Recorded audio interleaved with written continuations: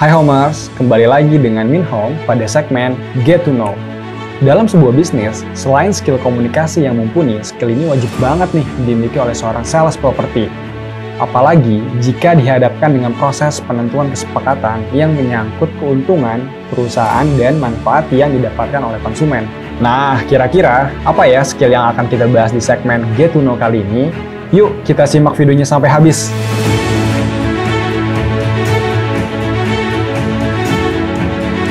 Proses ini memang harus terus diasah ya Homers, agar tahu celah dan kekuatan kedua belah pihak, termasuk dengan mengenal karakter konsumen. Yap, betul banget. Proses yang dimaksud adalah proses negosiasi. Yuk kita simak tips dalam melakukan strategi negosiasi agar proses dealing bisa lancar. Tips pertama, biasakan untuk mendengar sebelum berbicara. Meskipun terlihat sepele, tapi proses ini adalah yang paling utama, yaitu belajar mendengar apa keinginan dan kebutuhan dari si konsumen. Sebelum proses ini, biarkan konsumen mengutarakan keinginan dan kebutuhannya. Mendengarkan konsumen berpendapat sangat penting loh Homers, agar dapat membangun hubungan baik dengan mereka. Setelah itu, Homers bisa jelaskan nih seperti apa sih penawaran dan juga keuntungan yang akan didapatkan oleh si konsumen. Oh iya, ketika konsumen sudah memberikan pendapat, kamu sudah bisa nih memulai negosiasi kepada si konsumen. Usahakan jangan sampai kamu memotong pembicaraan si konsumen, karena selain tidak sopan, hal itu juga bisa membuat konsumen malah beralih ke kompetitor lain karena merasa mereka tidak didengarkan. Nggak mau kan hal itu terjadi? Yang kedua, lakukan negosiasi dengan decision maker.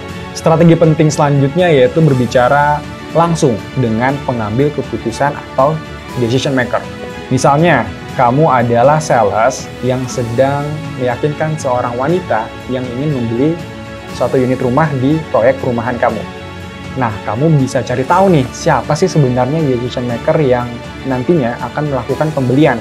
Apakah wanita tersebut, suaminya, atau bahkan orang tuanya. Kamu sudah bisa nih mulai menyiapkan strategi negosiasi yang sesuai dengan topik maupun juga relevansi dengan seseorang pengambil keputusan tersebut.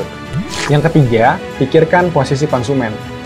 Tujuan strategi ini bukanlah untuk mengalah ya Homers, dengan keinginan atau penawaran harga rendah nih dari seorang konsumen tersebut. Dari strategi ini, kamu bisa melihat nih posisi konsumen mengenai apa yang konsumen lihat pada produk yang ditawarkan.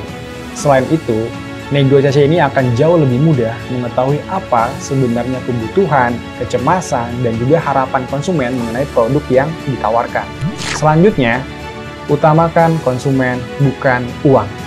Pada saat proses negosiasi, cobalah untuk berempati dan tidak hanya mengejar keuntungan semata. Ketika konsumen tertarik dengan produk kita, maka konsumen akan terus bertanya.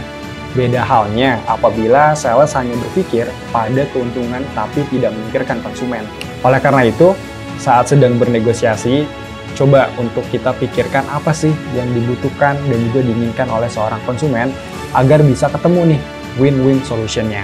Langkah kelima, tetap tenang selama proses negosiasi. Pada saat bernegosiasi, ada hal-hal yang terkadang kita tidak inginkan. Entah karena konsumen yang sulit diyakinkan, atau bahkan mengatakan kalau produk kita itu kurang bagus. Itu hal-hal biasa yang kita temui di lapangan. Nah, hal-hal seperti itu kadang membuat seorang sales itu menjadi kesal dan tidak nyaman. Tapi, seorang sales harus profesional dan tidak mudah marah saat konsumen bersikap seperti itu. Itulah mengapa saat proses negosiasi selalu bersikap tenang. Ingat ya Homers, bahwa pembeli adalah raja. Jadi jangan sampai konsumen itu beralih ke kompetitor karena kamu tidak bisa mengontrol amarah. Yang terakhir, perhatikan harga yang ditawarkan. Pembahasan harga ini tentu yang jadi bahasan utama ya antara konsumen dan juga seorang sales. Pastinya sales juga sudah menyiapkan nih harga yang sesuai dengan produk yang ditawarkan kepada konsumen. Nah, tapi konsumen akan tetap melakukan negosiasi untuk menentukan harga yang sesuai dengan budgetnya. So, jangan sampai sales memberikan kisaran atau range harga yang tidak rasional. Berikan harga yang memang paling realistis dan sesuai dengan kebutuhan konsumen. Oke, itu dia Homers, strategi negosiasi yang bisa Homers lakukan untuk bisa berhadapan dengan konsumen.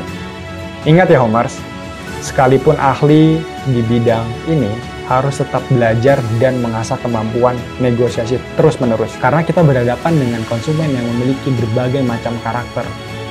Nah, untuk kamu yang ingin bergabung menjadi sales atau agent properti di Get Home, bisa banget nih kunjungi website resmi Get Home. Sekian segmen Get to Know kali ini. Jangan lupa like, komen, dan subscribe channel YouTube Get Home.